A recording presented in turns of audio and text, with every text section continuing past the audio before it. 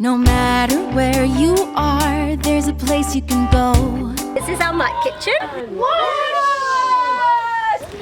This mud kitchen is for the whole of early years, all the way from the little ones from starter class all the way to the older ones in kindergarten. This is a fantastic collaboration between the older students and the younger students. So we had about 5 to 6 high schoolers who came here, measured the space, did a lot of research into what a mud kitchen should be like, and then they measured, they cut the wood, they built it. And it's so important for young children to have sensory experiences with mud, with water, and that will actually help them with their brain development.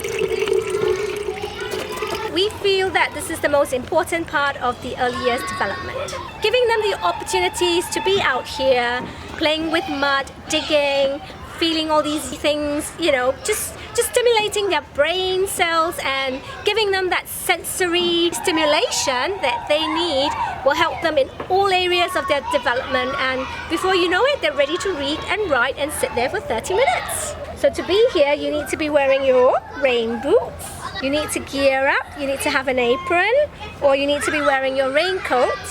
And of course, we also teach them how to tidy up afterwards. I'm making muddy water now. Oh, are you making muddy water? Ooh. And this will be their water supply. Muddy water.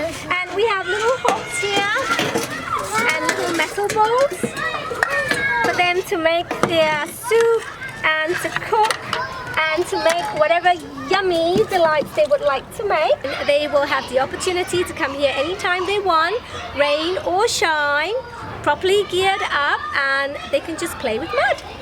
And it starts right here